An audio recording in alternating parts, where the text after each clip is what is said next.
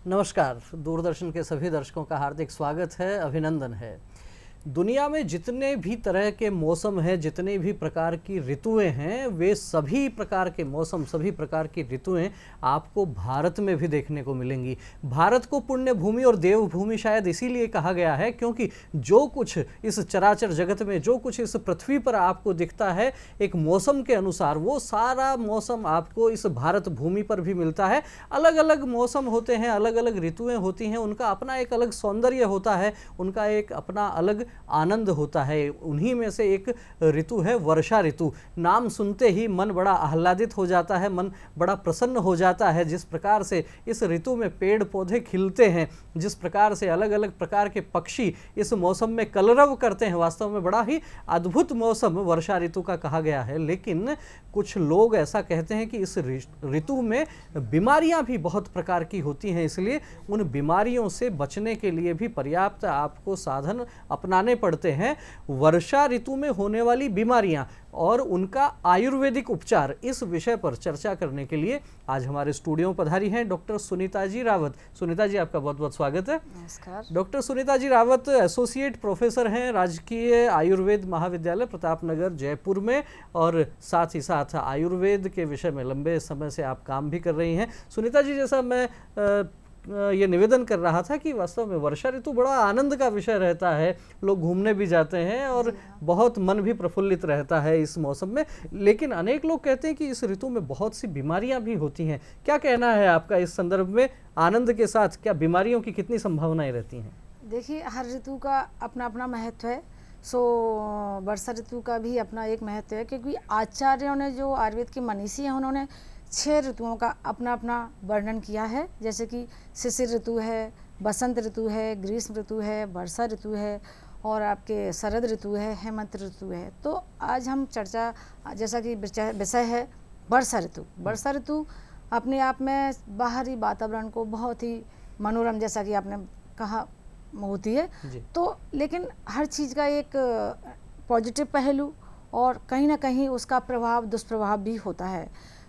वर्षा ऋतु हमारे हरियाली के साथ साथ जो एक प्रकृति का जो एक बदलाव है, वो भी कहीं ना कहीं हमारे शरीर को प्रभावित करता है, क्योंकि वर्षा ऋतु में जो पानी का अधिक प्रवाह है, वो कहीं ना कहीं रुकने के कारण से कई रोगों को जन्म देता है।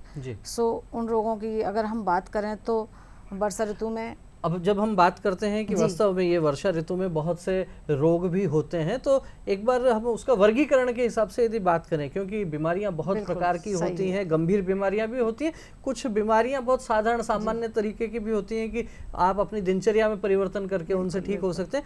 यदि हम वर्गीकरण की दृष्टि से देखें तो क्या लगता है आपको कि वर्षा ऋतु में मुख्य रूप से किस किस प्रकार की बीमारियां अधिक बढ़ जाती हैं?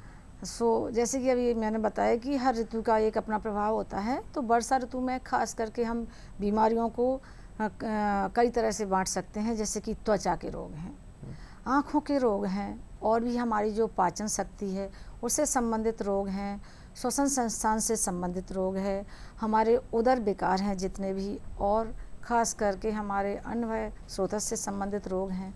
ये सारे रोग हमें इस ऋतु में खास करके प्रभावित करते हैं, क्योंकि जो बाहर का वातावरण है, जो एक पानी है, पानी प्रकृति से दिया हुआ एक वरदान है। जब वह किसी पात्र में इकट्ठा कर लेते हैं तो वह अमृत है, लेकिन जब मरुभूमि पर गिरता है तो किसी न किसी के कारण से वह प्रदूषित हो जाता है, और उस वाटर को हम प्रयोग कर लेते हैं, पानी को, तो कहीं ना कहीं हमारी जो पाचन क्रिया है वो प्रभावित होती है। तो वर्षा ऋतु में हम समझ सकते हैं कि जिस प्रकार से जल की अधिकता होती है, और यदि वो जल किसी कारण से दूषित हो जाता है तो दूषित जल के कारण अनेक प्रकार की बीमारियां हो सकती हैं। सुनीता जी ने बताया कि अलग अलग प्रकार की बहुत सी बीमारियां होती हैं, त्वचा, पाचन, श्वसन, नेत्र, अनेक प्रकार की बीमारियां आप बता रहे हैं इस मौसम में होती हैं। खासतौर पर देखने को मिलता है कि त्वचा से संबंधित, जैसा आप बता रही हैं, तो त्वचा से संबंधित किस प्रकार की बीमारियां खासतौर पर केवल ये वर्षा ऋतु में खासतौर पर देखने को मिलती हैं? क्या कहना चाहेंगे? त्वचा से संबंधित रोग कारण की कहते हैं आयुर्वेद में, तो अगर हम कारणों का सेवन करते हैं तो हमें रोग भी उत्पन्न हो जाते हैं। तो वातावरण में जब नमी है तो कहीं ना कहीं हमारे जो पहनने ओढ़ने के, रहने के जो बिस्तर हैं, कहीं ना कहीं नमी से युक्त होते हैं, और उनमें फंगल भी इन्फेक्शन होने का डर भी रहता है। तो खास करके नमी के कारण हमारी जो त्वचा है वो प्रभावित होती है, और इसमें खास करके खुजली है, एक्जिमा है, कंडू है, और कई ऐसे कीट पतंगे भी इस ऋतु में वायरस उत्पन्न होते हैं, तो जो कहीं ना कहीं हमारी त्वचा में कीट दंश होने से भी हमें फफोले हैं, कई तरह के स्किन रोग उत्पन्न हो जाते हैं। तो इस तरह से ज़्यादा हमें स्किन रोग होने की संभावना इस ऋतु में अधिक होती है। खासतौर पर ये कह सकते हैं हम सुनीता जी कि जो दाद खाज खुजली जिस तरीके की जितने भी बीमारियां त्वचा हैं के विकार या फिर फंगल इन्फेक्शन, ये नमी अधिक होने के कारण ज्यादा बढ़ जाते हैं। क्या लगता है इनका समाधान किस प्रकार से व्यक्ति कर सकता है? और खासतौर पर समाधान की बात करें उसके पहले हम दर्शकों को ये भी बता देंगे कि आयुर्वेद जो है उसको सामान्य रूप से 5वां वेद कहा गया है, और केवल आयुर्वेद उपचार की बात नहीं करता है। आयुर्वेद केवल इस बात पर आधारित नहीं है कि आपको कोई बीमारी हो गई है तो आप उसके लिए कुछ दवाइयां ले लीजिए। आयुर्वेद एक प्रकार से जीवन पद्धति है, और उसमें आप देख सकते हैं कि अपनी दिनचर्या में कुछ सामान्य से परिवर्तन करके भी आप बीमारियों से बच सकते हैं। आप इस प्रकार के प्रयोग कर सकते हैं कि आप बीमार हो ही नहीं। तो मैं सुनीता जी आपके माध्यम से दर्शकों तक ये जानकारी पहुंचाना चाहता हूं कि त्वचा से संबंधित जो बीमारियां हैं उसके लिए सामान्य व्यक्ति क्या ऐसी सावधानियां रखे कि वो बीमारियां हो ही नहीं, और यदि हो जाए तो फिर क्या कुछ किया जा सकता है? देखिए, हर चीज़ का मैंने बताया ना कि हर रोग का एक कारण है। तो आयुर्वेद सबसे पहले बताता है कि संक्षिप्त क्रिया योगो निदान परिवर्जनम। अगर जिन कारणों से हमें रोग उत्पन्न हो रहे हैं, अगर उन कारणों का हम त्याग कर दें तो हमें ये रोग नहीं होने की संभावना रहती है। कारणों में जैसा कि अभी मैंने बताया है कि नमी युक्त कपड़े ना पहनें, और अपने बदन को गीला ना रखें, और नमी वाली जगह में ना रहें, और अपने जितने भी पहनने ओढ़ने के वस्त्र हैं उन्हें विसंक्रमित रखें, सूखे वस्त्र पहने, सूती वस्त्र पहने। अगर स्किन रोग हो भी गए हैं तो हमारे आयुर्वेद में तो हम प्रकृति से जुड़े हैं, चूँकि प्रकृति की बात करेंगे, प्रकृति ने हम नीम को सभी जानते हैं, हम नीम को, तो नीम का जो पंचांग है, छाल है, उसके पत्ते हैं, उसकी निवोली है, उसकी जड़ है, उसका प्रत्येक हिस्सा कहीं ना कहीं हमारे स्किन रोगों को दूर रखता है। तो हम नीम के पत्तों को ही तेल में उबाल करके, जला करके, उस तेल को भी हम अपनी त्वचा पर लगा सकते हैं। और नहाने के पानी को भी अगर हम नीम के पत्तों से उबाल करके नहाएं तो कहीं ना कहीं वो हमारे स्किन के रोगों को दूर रखता है। आपने देखा होगा गांव में कई बार जिन लोगों को फोड़े फुंसियाँ हो जाते हैं, वो एक नीम की छाल को पानी में घिसकर लगाते हैं। तो ये एक एंटीसेप्टिक है, एक एंटीबायोटिक की तरह हमारी बॉडी के लिए कार्य करता है ऊपर से भी। और अगर हम प्रयोग की बात करेंगे तो आगे हमारे जो उदर कृमि है, पेट में जो हमने पानी, जो दूषित भोजन सेवन किया था जिस कारण से, वो आगे आप चर्चा का विषय है तो आगे बात करेंगे। तो हम नीम में जो तेल है निवोली से निकलता है, उसका भी हम बतासे में डाल करके उदर कृमियों में प्रयोग करते हैं। तो नीम एक बेहतर साधन है, प्राकृतिक उपादान है। और जो काली मिर्च है उसे भी हम कहीं ना कहीं तेल में जला करके उसका तेल प्रयोग भी कर सकते हैं स्किन रोगों में। और ऐसे कई औषधियाँ भी हैं जिनके सेवन से भी हम स्किन रोगों को दूर कर सकते हैं, जैसे कि त्रिफला है।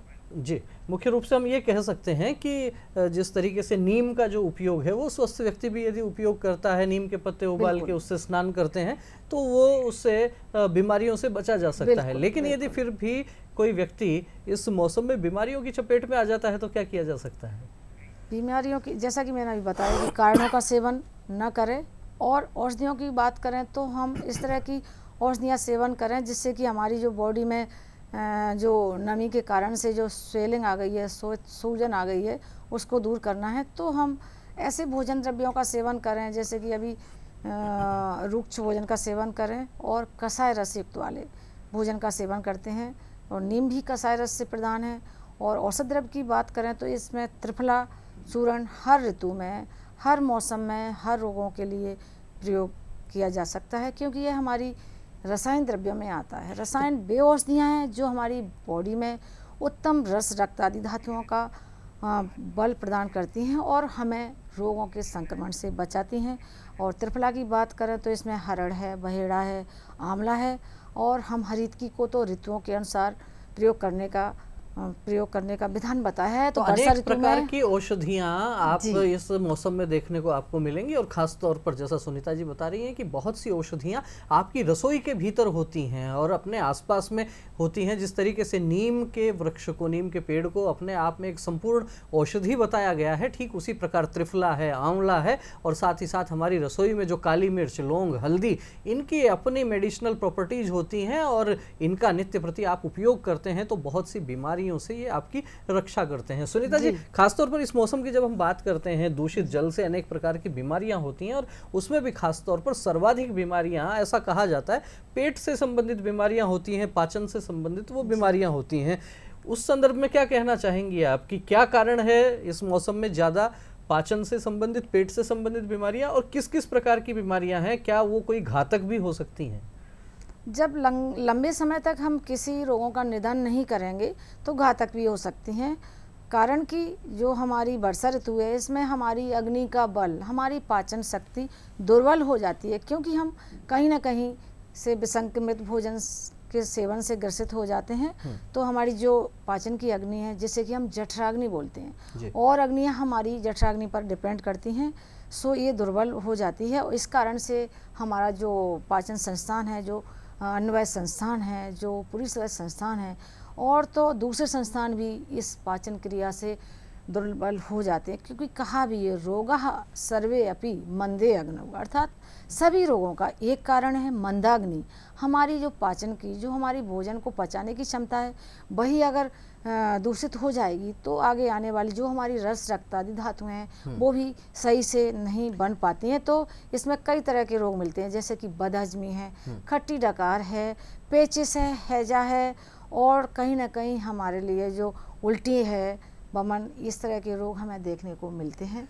निश्चित रूप से समझा जा सकता है कि यदि आपकी जठराग्नि यदि मंद हो गई है तो वहाँ एक प्रकार से रोग बढ़ने की संभावना बढ़ जाती है, और उसके अनेक कारण हैं। जल की अधिकता जैसे इस मौसम में रहती है, तो दूषित जल यदि हो गया उसके कारण भी बहुत सी समस्याएं हो जाती हैं। बहुत से बैक्टीरियाज खासतौर पर इस मौसम में पनपते हैं, वो भी आपके पेट को खराब कर सकते हैं। इनसे बचने के लिए क्या हमारी रसोई में, हमारे घर परिवार में, हमारे आसपास में कुछ ऐसी सामग्री दिखती है कि यदि उनका निरंतर हम उपयोग करते हैं तो इस प्रकार की समस्याओं से बच सकते हैं?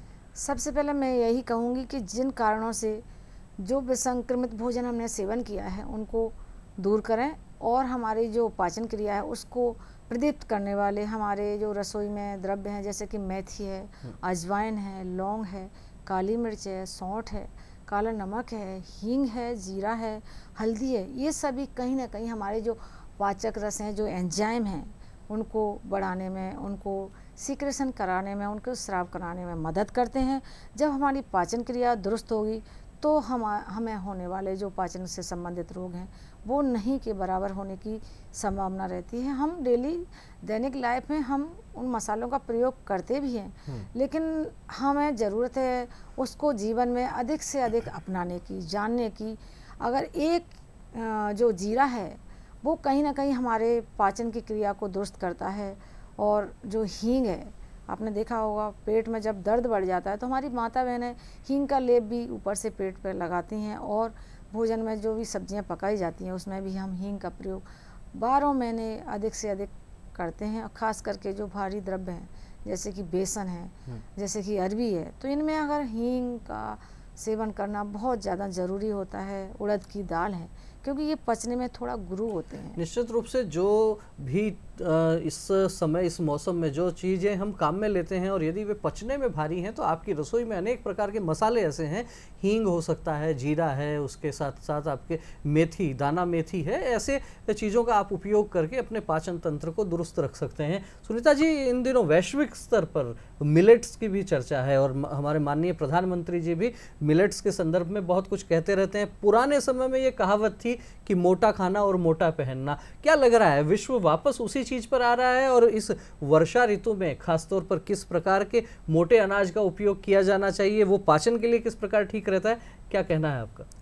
देखिए, जैसा कि आपने पूछा कि मोटा अनाज, तो मोटे अनाज के अंतर्गत खास करके बाजरा है, मक्का है, रागी है, कुटकी है, चना है, तो इस तरह के जो 8 द्रव्य हैं उनका समावेश किया है। और हम भारतीय लोग, हम खास करके राजस्थान वाले, ज़्यादातर तो हम बाजरा का सेवन अधिक से अधिक करते हैं। और ख़ास करके वर्षा ऋतु में ही शायद इसको बोलते हैं जो कि इसमें कोई भी रासायनिक द्रव्य नहीं मिश्रण किया जाता है, ये प्राकृतिक जल से ही उत्पन्न होता है। तो स्वाभाविक है, प्राकृतिक जल से उत्पन्न होने में कितना कारगर, कितनी गुणवत्ता वाला ये द्रव्य है। तो मैं तो कहूँगी ये पचने में भी लघु होता है। हाँ, ज़रूरत है इसको संस्कार करने की, जैसे अलग अलग तरह से व्यंजन बनाएं तो बाजरा भी हर ऋतु में अनुपान के साथ, बदलाव के साथ भोजन की डिश को बनाने के बाद सेवन के योग्य बनाते हैं। तो अभी खास करके हम बात करें तो बाजरे की जो खास करके इसकी तासीर गर्म होती है, तो जितने भी गर्म द्रव्य हैं वे सभी हमारे जो पाचन संस्थान है, जो भी हमारी वायु के से प्रकोप से संबंधित विकार हैं, उनको दूर करता है। तो हमें ये मिलेट्स को, जो कि हमारी थाली में बहुत पहले से चला आ रहा था, लेकिन आधुनिकता की जो भोजन की जो देन है, जैसे कि पिज्ज़ा है, बर्गर, इसके कारण कहीं ना कहीं हमारी थाली से चला गया था। लेकिन ज़रूरत है आजकल इसको वर्तमान में अपनाने की, क्योंकि जितने भी हमारे ओबेसिटी है, डायबिटीज़ है, इस तरह के रोग भी जो हो रहे हैं, तो ये कहीं ना कहीं हमने बाजरा, ज्वार, जो हमारे मिलेट्स हैं, इनको छोड़ देने से होने की संभावना अधिक रहती है। मिलेट्स का यदि आप उपयोग करते हैं और देसी अनाज जिसको हम कहते हैं, जिस परिवेश में आप रहते हैं वहाँ सामान्य रूप से किस प्रकार का अनाज उत्पन्न किया जाता था और इस दौर में कौन सा अनाज खास तौर पर वहाँ होता है, उसका यदि आप उपयोग करेंगे, मिलेट्स का उपयोग करेंगे, तो निश्चित रूप से आपका पाचन तंत्र भी ठीक रहेगा और जिस तरीके की आजकल दिनचर्या जनित बीमारियां बढ़ रही हैं उन पर भी कहीं ना कहीं रोकथाम लग सकती है। सुनीता जी, जैसा आप बता रहे थे कि वर्षा ऋतु में श्वसन तंत्र से संबंधित बीमारियां भी बहुत होती हैं, किस तरह की समस्याएं होती हैं? एलर्जी के बारे में तो सामान्यतः सुनने को मिलता है, क्या इसके अलावा कुछ और बीमारियां भी होती हैं? मैं बात करूंगी हर ऋतु परिवर्तन पर जिन लोगों की प्रतिरक्षा तंत्र कमजोर है उन्हें कहीं ना कहीं खास रूप से छींक, नजला ये देखने को मिलता है हर ऋतु में। वो कहते हैं चाहे गर्मी हो चाहे सर्दी हो, उन्हें जुकाम बना ही रहता है। तो खास करके जिनका प्रतिरक्षा तंत्र कमजोर है तो उन्हें प्रतिस्याय, जैसे कि नजला बोलते हैं, बार बार छींके आना, आँखों में खुजली होना, और जिन लोगों का श्वसन संस्थान कमजोर है उन्हें दमा भी इस ऋतु में देखने को मिलता है। जब खास करके बादल हो जाते हैं, आसमान में बरसात हो जाती है, तो उनका दमा रोग अधिक बढ़ जाता है, जिससे कि हम अस्थमा बोलते हैं। इनसे बचने के लिए क्या कुछ सावधानियां रखनी चाहिए जिससे श्वसन तंत्र की बीमारियों से बचा जा सके? अब यही है कि हर चीज़ के लिए हमें उन चीज़ों को छोड़ना होगा, हमें ठंडी चीज़ों को अवॉइड करना होगा। हमें जो बरसात में कई लोग स्नान कर लेते हैं उस पानी से, तो कई बार उसके बाद भी नमी वाली जगह से बचना होगा खास करके।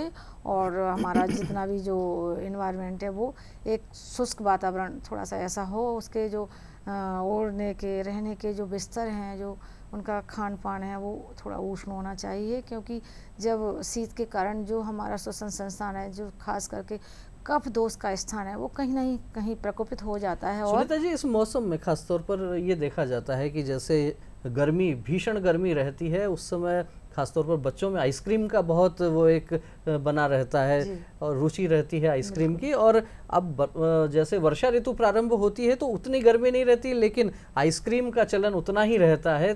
क्या लगता है, क्या वो उससे बच्चों को थोड़ा सा परहेज करना चाहिए इस मौसम में, या फिर ले सकते हैं?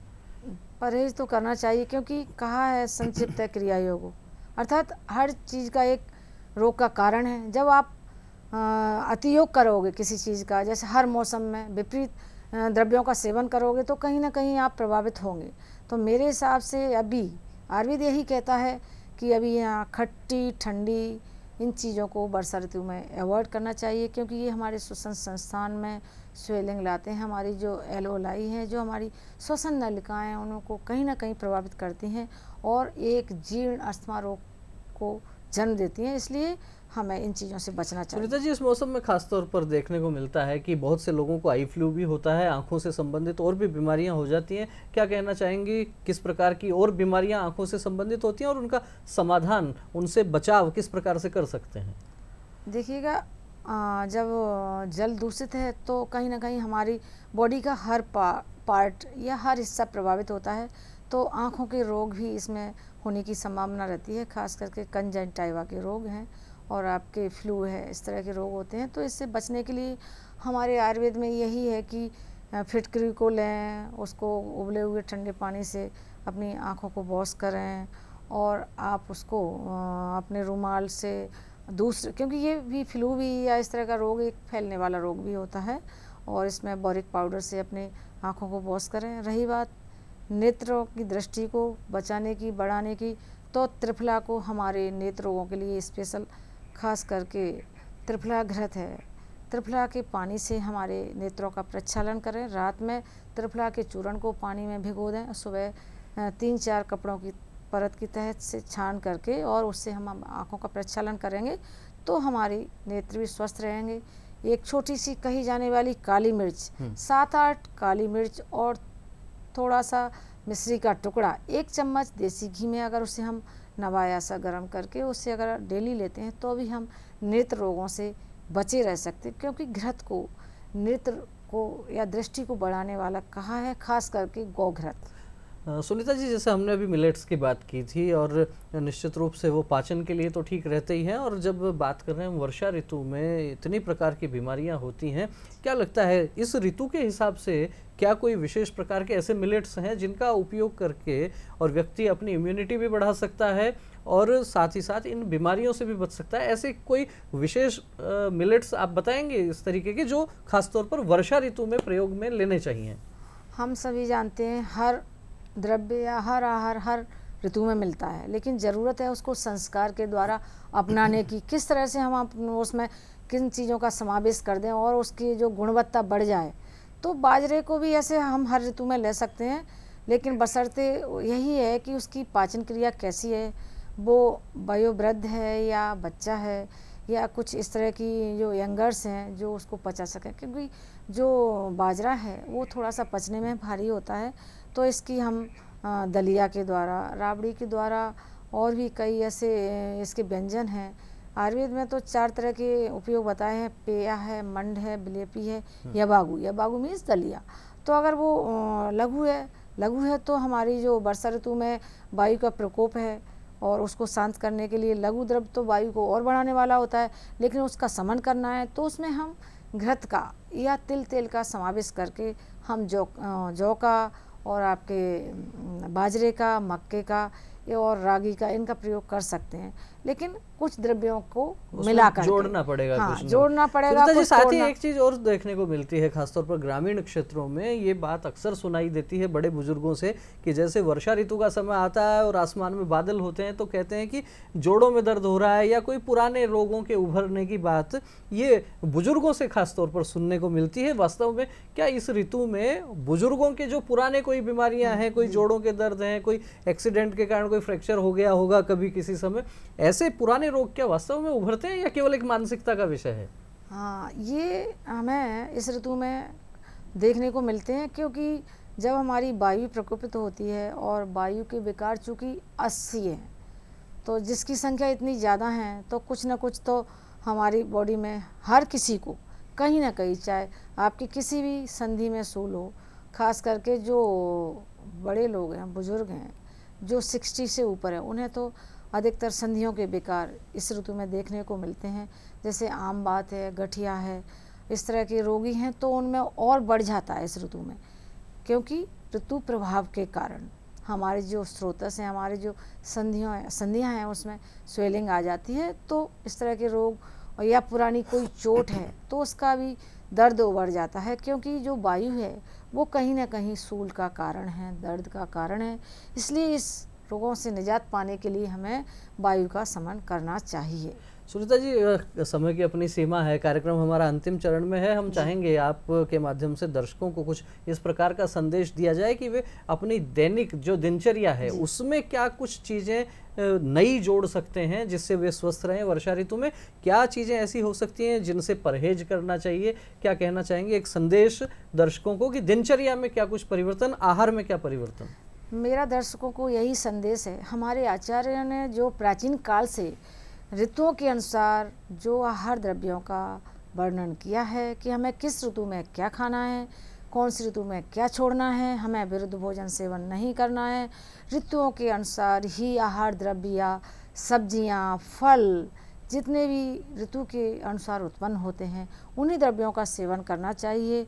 और जितने भी ऋतुचर्या में या दिनचर्या में जितने भी प्रयोग बताए हैं, किस तरह से हमें सोना है, उठना है, कितनी नींद लेनी है, कब जगना है, इन सब चीज़ों का हमारे आचार्यों ने प्राचीन काल में वर्णन कर दिया था। क्योंकि आयुर्वेद अगर स्वस्थ की परिभाषा बताता है, सम दोष है समाग्निश, सम धातु मलक्रिय है, प्रसन्न आत्मेंद्रिय मनः स्वस्थ इत्य विदीयते। अर्थात जिस व्यक्ति के सम दोष हैं, अग्नि समय है, अभी हमने अग्नि की भी बात की थी, और जिसकी आत्मा, मन और इंद्रियां प्रसन्न हैं, वही व्यक्ति स्वस्थ है।